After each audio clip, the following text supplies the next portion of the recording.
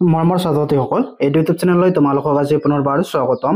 আজি তোমালোকৰ বাবে অষ্টম শ্ৰেণীৰ ইংৰাজীৰ অধ্যায় নম্বৰ 5 লুইস পেষ্টাৰ নামৰ পাঠৰ সকলো পাঠভিত্তিক প্ৰশ্ন উত্তৰ আৰু পৰীক্ষাত আহিবলগীয়া গুৰুত্বপূৰ্ণ প্ৰশ্ন উত্তৰবোৰ আলোচনা কৰিম। তো ছাত্ৰছাত্ৰীসকল তোমালোকে ভিডিঅটো স্কিপ নকৰাকৈ লাষ্টলৈকে চাই থাকিবা আৰু যদি মোৰ চেনেলত নতুন আহি থাকে তেনেহলে সাবস্ক্ৰাইব কৰিবলৈ নাপাহৰিবা। এক্টিভিটিছত 1 নম্বৰত দিয়া আছে answer the following questions to check your understanding. এ দিয়া আছে কি what happened one day when Louis Pasteur was playing with his friend. 1 number কোৱেশ্চনটোত বা এ নম্বৰ কোৱেশ্চনটোত কি কৈছে লুইস পেষ্টৰে বন্ধু বান্ধৱীৰ সৈতে খেলি থকাৰ সময়ত এদিন কি হৈছিল। ইয়াৰ উত্তৰ তোমালোকে এনেদৰে লিখিবা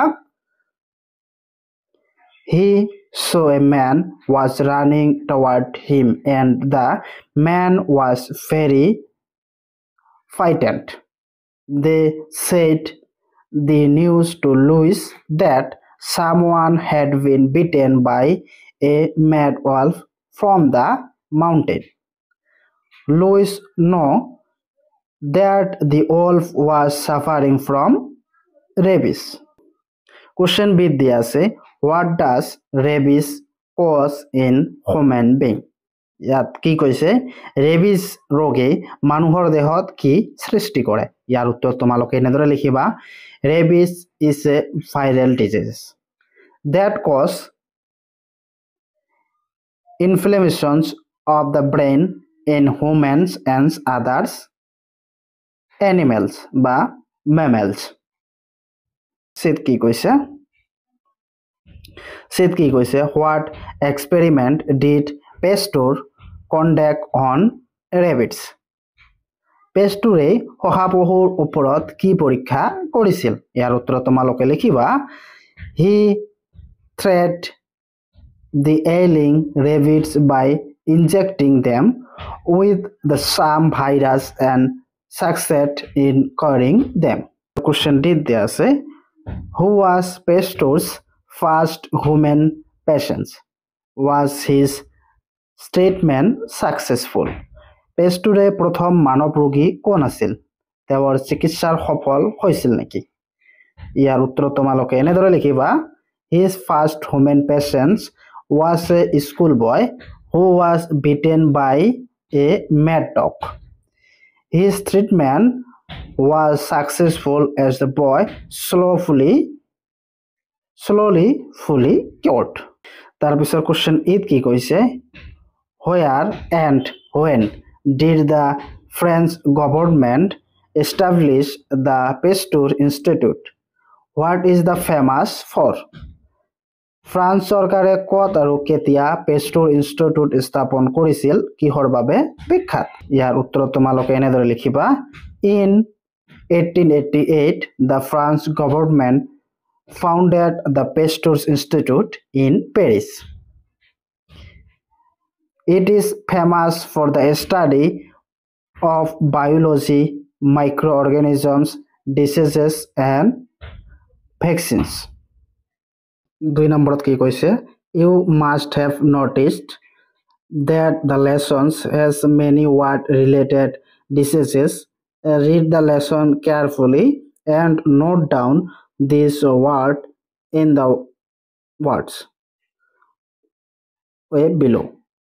One has been done for you.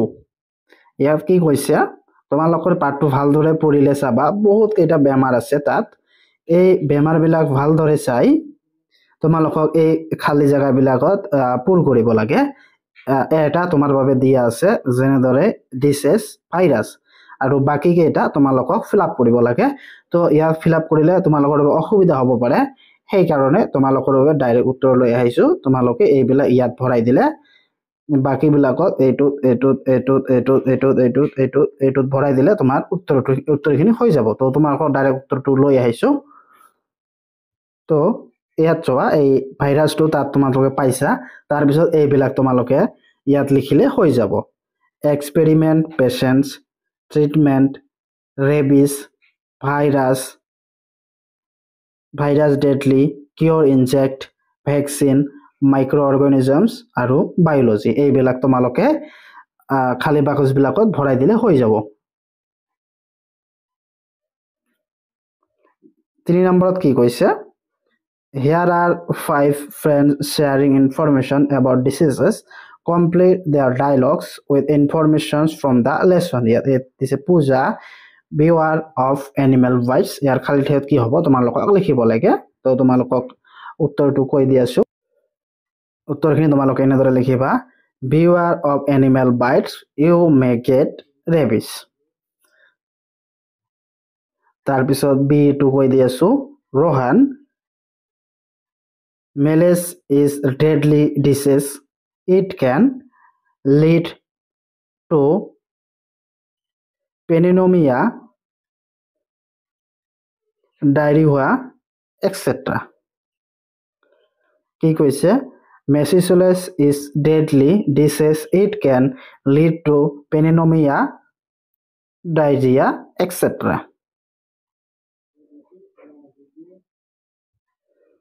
Rohan, measles is a deadly disease. It can lead to pneumonia, diarrhea, etc.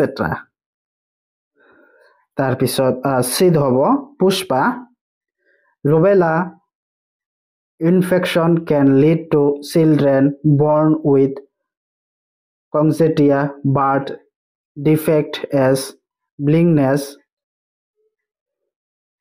deafness, mental retardations, congenital heart defect. তাৰপিছত ডিট Jumon, the Anopheles mosquito is carrier of malaria. তাৰপিছত চাৰিত কি কৈছে? Do you know that the flowfarts is it is the diagram that show how one things lead to the next. Read the lessons once again and complete the flowchart to show the chain of event. The first entry been insert for you. ইয়াত কি কৈছে flowchart কি জানানে? এই এটা diagram যিয়ে দেখুৱাইছে যে এটা কথাই কেনেকৈ পৰৱৰ্তীটোলৈ লৈ যায়। পাৰ্টত আকৌ এবাৰ পঢ়ক আৰু flowchart সম্পূৰ্ণ কৰি পৰিঘটনাৰ শৃংখলটো দেখুৱা আপোনাৰ বাবে প্ৰথম প্ৰৱেশ সন্নিৱিষ্ট কৰা হৈছে, মানে প্ৰথমটো কৰি দিয়া আছে। এনেদৰে প্ৰথমটো কৰি দিয়া আছে page 2 sees a man beaten by a mad wolf. তাৰপিছত এইবিলাকৰ খালী ঠাইবিলাকত খালী বাকচবিলাকত তোমালোকক পুৰাব লাগে। তো এই উত্তৰবিলাক দি তোমালোকে এইবিলাক পুৰাব পাৰিবা। তাৰপিছত নেক্সট বাকচত তোমালোকে এইখিনি লিখিবা he thought the man might get rabies and die. তাৰপিছত নেক্সট বাকচত তোমালোকে এইখিনি পুৰাবা they treated the ailing rabbits by injecting them with the some virus and succeed in the curing them. তাৰপিছত বাকচত তোমালোকে এইখিনি লিখিবা a mother requested pastors to cure her son who was bitten by a mad dog. তাৰপিছত বাকচত তোমালোকে এইখিনি লিখিবা pastor injected the boy with the virus and achieved success. তাৰপিছত বাকচত তোমালোকে এইখিনি লিখিবা Louis Pasteur had been famous for his new method of treatment. So ইয়াত চিট কি কৈছে now complete this sentence using the simple present or the present continuous form of the verb in bracket. ইয়াত এক নম্বৰটোত কি কৈছে we taste playing in the afternoon. এইটো play simple presentত দিয়া আছে, এইটো present continuousত নিব লাগে। ইয়াত কি হ'ব we play the football in the afternoon. এইবিলাক উত্তৰ তোমালোকক কৈ দি আছো এইটো reach, sleep, knock, এইটো run, এইবিলাকক ক'ত ল'ব লাগে present continuousত। তো উত্তৰবিলাক তোমালোকক কৈ দি আছো। তো এক নম্বৰটো ঠিকে থাকিব প্লেটো প্লে হৈ থাকিব, এইটো প্ৰেজেন্ট কন্টিনিউয়াছত ললেও। তাৰপিছত 2 নম্বৰটো the sun rises in the east. তাৰপিছত এইটো ৰিচ, এইটো প্ৰেজেণ্ট কণ্টিনিউৱাছ ল'লে ৰিচেছ হ'ব। তাৰপিছত 3 নম্বৰটো don't make a noise the baby is sleeping. ইয়াত স্লিপিংটো প্ৰেজেণ্ট হৈ আছে, এইটো প্ৰেজেণ্ট কণ্টিনিউৱাছত ল'ব লাগে স্লিপিং হ'ব, এইখিনি উত্তৰ হ'ব স্লিপিং। তোমালোকে এনেদৰে কৰিবা। তাৰপিছত 4 নম্বৰ কি দিছে, someone is knocking, someone is knocking at the door, you can hear it। ইয়াত নক আছে, তোমালোকে এইটো নকিং হ'ব, এইটো উত্তৰ হ'ব।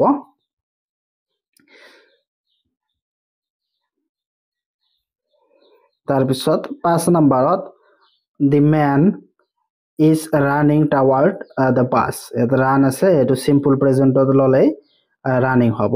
তাৰপিছত 4 নম্বৰত the bus usually comes at 8 o'clock, কামটো ইয়াত comes হ'ব, এইটো উত্তৰ হ'ব। তাৰপিছত 7 নম্বৰত he is preparing for an engineering entrance examinations, ইয়াত prepare আছে, ইয়াত উত্তৰত হ'ব preparing। তাৰপিছত 8 নম্বৰত he is learning German, ইয়াত learn আছে, ইয়াৰ উত্তৰত হ'ব learning।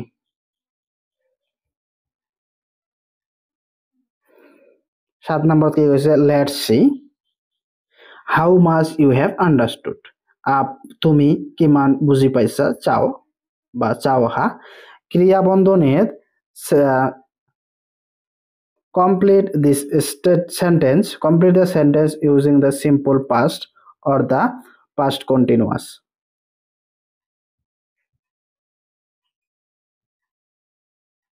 তো এইখিনি উত্তৰ তোমালোকক কৈ দি আৰু এইখিনি তোমালোকে তো চালাই। তাৰপিছত look at the sentence, they are the direct speech images, imagine you are reporting the conversations to someone, rewrite the sentence in indirect reported speech। আর উত্তৰত এ নম্বৰ উত্তৰটো হ'ব Louis asked him what the matter was। তাৰপিছত 2 number B number উত্তৰটো হ'ব the woman asked Louis if the cold save her son। আৰু সি number উত্তৰটো হ'ব Louis said the boy that he would do whatever she could।